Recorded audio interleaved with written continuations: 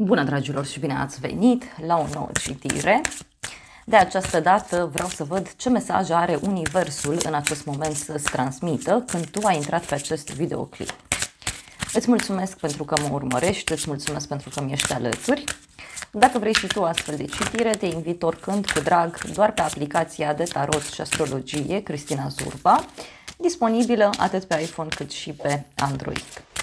Hai să vedem așadar mesaje, ce trebuie să știi în acest moment pentru tine.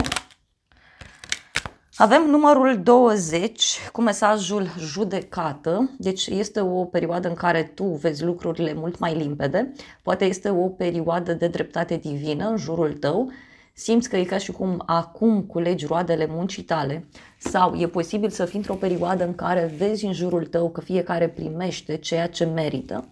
Dar mai văd aici că ești și într-o situație în care poate ai de luat o hotărâre importantă. E posibil să fie o astfel de situație, fie în plan profesional, fie în plan personal. Și aici cineva se judecă, fiecare își spune părerea, fiecare primește oarecum ceea ce merită. Dar ce te-aș sfătui eu aici, văd că este și o perioadă în care e posibil să te judeci foarte mult pe tine și aici ți-aș recomanda totuși să fii prudent. Avem cifra 2, iarăși foarte importantă, iar la bază avem spiritualitate, cifra 7, deci așa cum spuneam, eu cred că este o perioadă de dreptate divină pentru tine. Hai să mai vedem încă un mesaj. Poate aștepți un răspuns de mult timp și atunci acesta acum poate să vină. Avem o creștere spirituală, numărul 29, foarte important, mai avem 11, cifra 2 din nou, apoi avem cifra 9. Este o perioadă de închidere, eu așa simt să-ți transmit, o perioadă în care dai dovadă de înțelepciune și începi să judeci lucrurile mult mai clar, începi să-ți dai seama ce este drept și ce nu este drept, reușești să vezi atât lumina cât și întunericul din viața ta. Bun, la baza pachetului avem o nouă cale, avem numărul 10, e un noroc foarte mare pe care eu îl văd aici. Este vorba despre o perioadă în care pur și simplu simt eu că răsare soarele în viața ta. Ok, hai să vedem acum ce spune și acest oracol. Ce trebuie să știi? Avem credință. Fidelitatea construiește o punte puternică în relații. Deci este și un moment al vieții tale în care te concentrezi foarte mult pe ideea de fidelitate. Fie tu dorești să fii fidel cuiva, fie este vorba despre faptul că în această perioadă începi să-ți dai seama ce persoane e bine să ții alături de tine și ce persoane e bine să nu ții alături de tine. Este ok să afli despre niște erori, despre niște greșeli și apoi să pui lucrurile în ordine. Deci ce mai văd aici e că se amplifică acest mesaj cu lumină și întuneric. Deci e o perioadă a vieții tale în care vezi și partea luminoasă și partea bună a unei persoane, dar vezi și partea mai puțin pozitivă. Este important să înțelegi de ce este acea parte negativă, să faci pace cu ea și apoi să te concentrezi pe lucrurile frumoase. Da? Deci asta simt eu să-ți transmit. Hai să mai vedem încă un mesaj. Și avem vorbă. Comunicarea ține relațiile în viață. Este și un moment în care faptul că tu comunici eficient cu partenerul, cu prietenii, cu familia, cu oamenii din jur, uite, acest aspect te poate ajuta extraordinar de mult. Eu așa văd aici. Da? Și avem un triunghi, da? Evaluează emoțiile tale pentru o decizie bună, pentru o decizie corectă. Însă, la fel, eu simt să-ți transmit că e nevoie să analizezi atât emoțiile tale cât și partea rațională. Cumva trebuie să vezi și ce spune mintea ta în această situație, dar și ce spune sufletul. Bun. Hai să vedem în continuare. Simt să iau acest oracol Hai să vedem despre ce este vorba. Bun, avem cifra 6, minciuni karmice, deci cineva vrea împăcare, dar pe bază de minciuni. Sau poate să reprezinte și un moment în care niște minciuni din trecut sunt dezvăluite. Și avem așa, știu că trebuie să elimin atașamentele cu oameni karmici, deci e o karmă aici pe care e nevoie să o depășești. Îmi creez un plan pentru a părăsi această situație sau această persoană. Parcă e cineva care vine iar cu niște minciuni sau parcă e vorba de cineva care iar promite și nu știu dacă se ține de cuvânt. Pe de altă parte, ce mai simt eu să-ți transmit e faptul că ceva s-a întors împotriva cuiva din viața ta. E o persoană care poate a mințit, poate a abordat lucrurile într-un mod diferit, poate n-a fost sinceră, da? Sau poate te-a mințit pe tine și acum persoana aia e mințită la rândul său. Poate să fie și asta. La baza pachetului avem cifra 3, aceeași energie divină curge în amândoi. Energia aceasta este un catalizator pentru a ne reuni. Trebuie doar să lăsăm energia aceasta să lucreze. Deci, din nou este acest mesaj cum că există o conexiune foarte puternică aici. Poate este vorba și despre o perioadă în care simți tu că ai o comunicare foarte specială, poate de la suflet la suflet cu cineva anume. Voi mai extrage un singur mesaj pentru tine din acest oracol și avem numărul 11, este un număr maestru cu mesajul patternul, deci e ceva ce totuși se repetă, simt eu să transmit.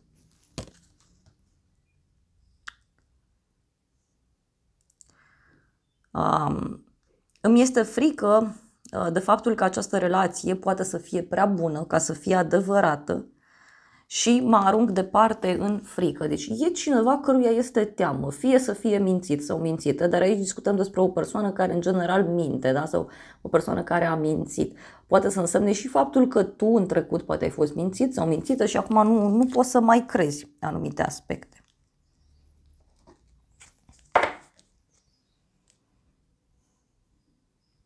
Sunt mesaje care sunt transmise prin muzică și filme. Ascultă cu atenție și ai încredere în ceea ce tu auzi. Avem cifra 2. Deci, ești și într-o perioadă în care tu primești tot felul de semne prin anumite melodii care ți ies în cale, prin anumite postări, prin anumite filme pe care le vezi. Deci sunt niște semne aici care ți se arată. Bun. Hai să vedem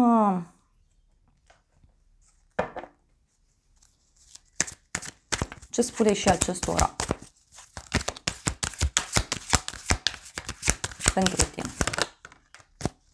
Nu face presupuneri inutile. Fii tu însuți în preajma celorlalți. Deci acesta este mesajul.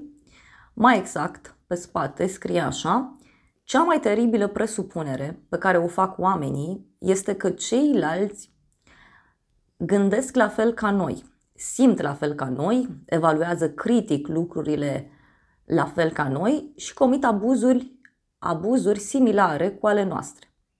Noi ne temem să fim noi înșine în preajma celorlalți, deoarece suntem convinși că aceștia ne vor judeca, ne vor victimiza, ne vor abuza și ne vor condamna, așa cum făceam cu noi înșine. Exact ce spuneam, e ca și cum cineva aici se știe pe sine, că minte, că nu-i corect, nu știu, că nu e o persoană liniștită, deci se știe pe sine ce defecte are și are impresia că toată lumea e la fel sau are impresia că toată lumea se va comporta cu el sau cu ea exact așa cum acea persoană se comportă cu ceilalți. E o oglindire aici. Foarte important acest mesaj și mie îmi amplifică exact ceea ce discutam mai devreme.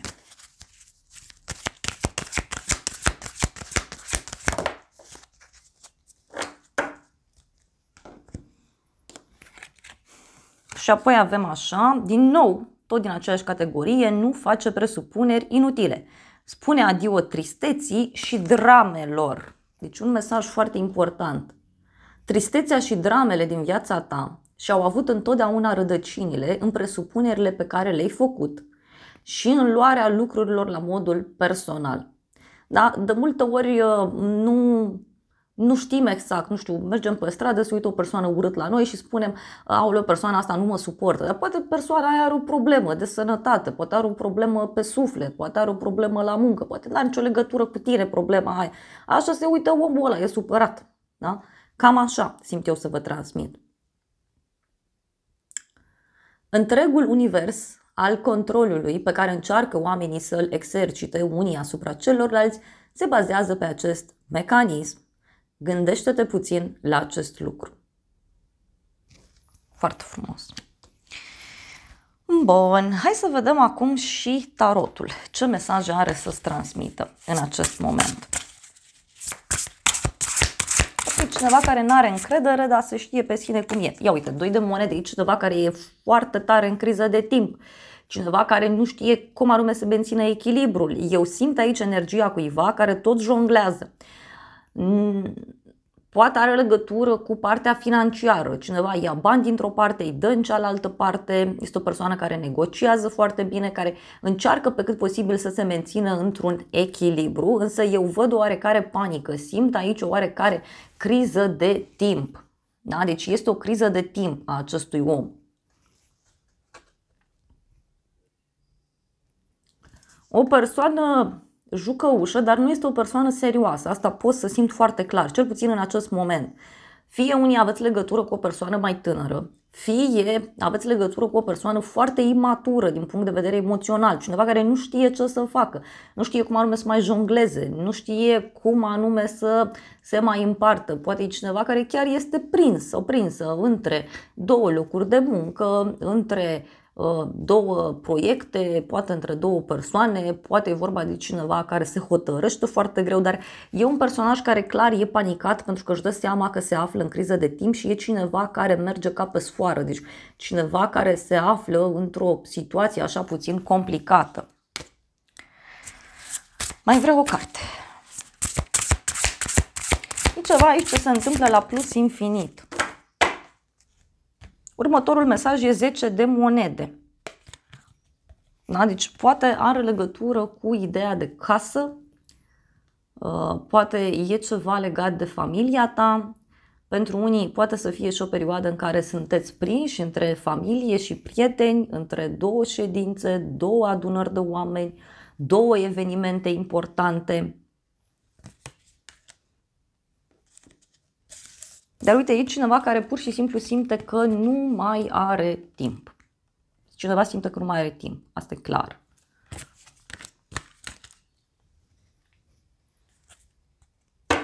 Avem la bază arcana eliberarea sau arcana majoră moartea.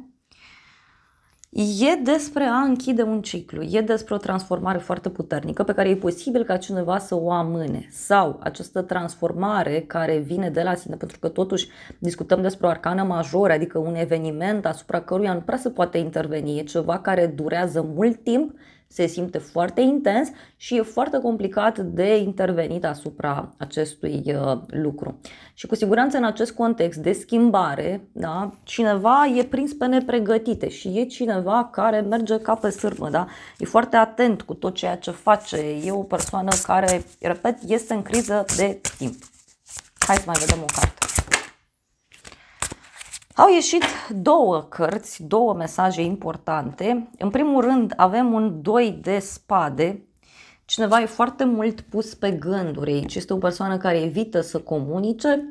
Este o persoană care poate avea legătură cu justiția în acest moment. Dar este vorba și despre cineva care e prins între 2 situații. E vorba de cineva care are de făcut o alegere importantă. O alegere importantă între minte și inimă.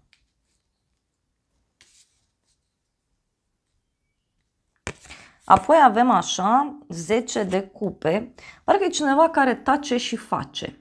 Simt eu să transmit.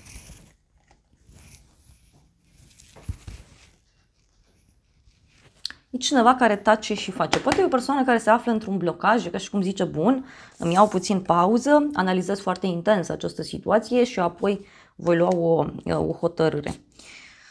Două realizări mai văd aici pentru unii dintre voi, una în plan financiar, una în plan personal.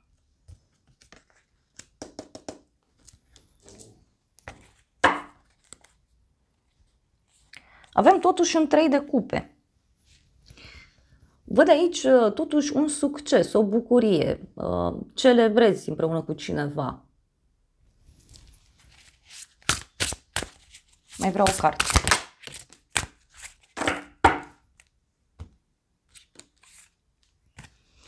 Valetul de monede mai avem, deci o persoană aici care studiază lucrurile, da? E cineva care fie studiază banii, fie cineva care studiază un domeniu practic.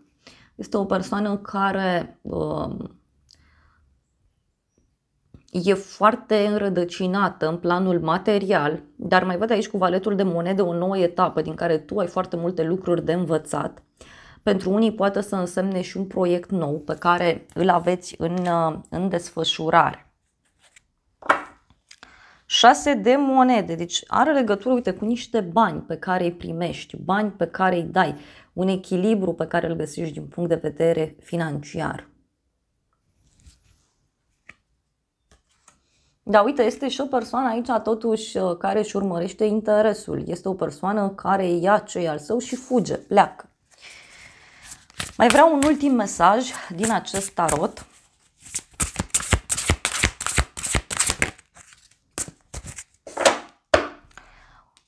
Ultimul mesaj a ieșit 2 de bâte. Sunt niște alegeri importante, da? Dar ce văd aici pot fi și niște planuri pe un termen foarte lung. Cineva care e foarte hotărât, dar nu așa de la o zi la alta. Este o persoană care e nevoie să se gândească foarte bine la această situație. Apoi avem aici luna, o legătură cu zodia Pești. Deci este și o perioadă în care intuiția te poate ajuta foarte mult. Este o perioadă în care ți se cere să nu crezi tot ceea ce ți se arată, pentru că e posibil să te sperii de ceva ce în esență e foarte mic, sau pentru alții poate să însemne și un personaj din jurul vostru care nu vede lucrurile foarte clar. Cineva, uite, care te calmează, cineva care îți dă o veste, cineva care te împacă, mai poate să fie. Sau pentru unii mai simt eu și un personaj în jurul vostru care trece prin niște momente mai complicate. Hai să vedem ce spune și acest oracol. Au ieșit multe mesaje. În primul rând avem perla cu mesajul inocență, frumusețe. Deci este o perioadă în care intri în contact cu oameni frumoși, oameni sinceri, oameni valoroși, dar mai simt eu aici că este și o perioadă în care tot ceea ce se petrece în jurul tău te poate pune undeva sus. Avem lumină, fericire, speranță. Și foarte multă speranță pe care eu o văd. Iar apoi avem soarele, energie, o persoană pozitivă și claritate. Deci ce văd eu aici e că lucrurile se clarifică în viața ta mult mai bine decât te-ai fi așteptat. Dar din nou simt o energie masculină care ar putea avea un rol important din acest punct de vedere. Iar apoi avem mașină, călătorie, drum, schimbare. Ok. Hai să vedem. Cineva care suferă în legătură cu niște lucruri oficiale pe care le află din trecut. Sunt niște lucruri care ies acum la suprafață. Lucrurile astea e ca și cum au ieșit ca prin minune. Pot fi fie lucruri ascunse pe care tu acum le descoperi, fie pentru unii simt eu că aveți pe cineva în jurul vostru care suferă foarte mult. E cineva care scoate la suprafață anumite aspecte, anumite lucruri. Și avem hotărârea. Cineva care e foarte hotărât, mai simt eu aici să vă transmit. Un personaj care e cam ca o stană de piatră.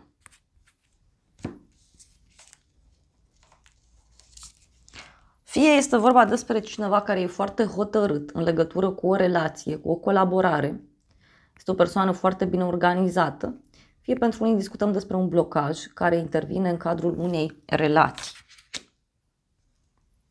O să mai cer un ultim mesaj din acest oracol. Da, deci, clar, deci tu primești o veste importantă în acest sens. Este o veste importantă pentru tine ca și femeie, dar poate avea legătură și vestea asta cu faptul că ești dintr-o situație de confuzie, da? Poate e vorba de o situație în care tot ai stat, ai discutat pe toate părțile, ai analizat, dar nu s-a concretizat nimic. Și vestea asta vine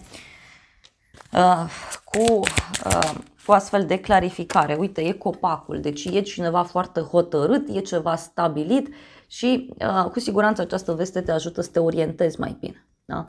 Parcă e un personaj aici care, uite, vine către tine și e o persoană fidelă, e o persoană care își caută direcția alături de tine.